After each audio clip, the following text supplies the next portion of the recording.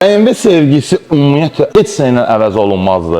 Nəyə görə? Çünki o vaxtı Çakır da bu maşınla vurulanda da, gedəndə də onlar başqa maşınla gedə bilərdilər. Getmədilər. X5 sonsuz olaraq yaddaşlarda qaldı. Həmçinin də hər zaman bəhanəmiz var ki, keçmişə qayıtmaq olmur. Keçmişə qayıtmağın tək bir yolu var.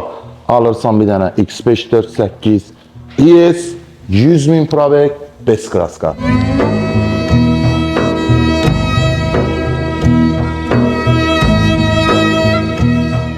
Kurtlar Vadisi'ne söhbət düşmüşkən, o vaxt elə Memati də BMW sürürdü, Çakırın özü də BMW 38'də idi, Polat da 46'da idi, X5'də idi.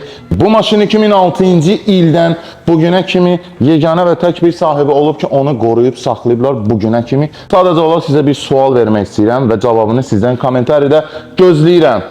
2006'dan bugüne kimi bu duruşuyla, bu gözlərlə hələ də öz sözünü deyir və videoları hər zaman qlobaldadır. İstər CLS olsun, istər Şessot olsun, BMW 38'in özü olsun, fərqi yoxdur. Bunlar bugün də qlobaldadırlar. X5'in qırılan sidenkası hər bir oğlanın arzu istəyi olub. Hətta bəzən bu arzuya çatmasalar da oturacaqları avtomobillərində qurraşdırdılar. Niyə? Çünki bu oturacaqlarda sən əyləşəndə avtomatik olaraq yolun tutumu, sürəti və rahatlığı sən artıq dərəcədə rahat hiss edəcəksən.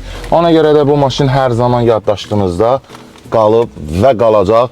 Bizdən sonra gələn nəsil də əminəm ki, bunları qoruyub saxlayacaqlar. Bu maşında isə biz gördüyünüz disklərini tamamilə restavrasiya eləmişik və bu disklərin restavrasiyası qumlama ilə əyriliyi yox idi 2006-nın maşında və tozboy ilə rəngləmişik ki, yaxından göstər.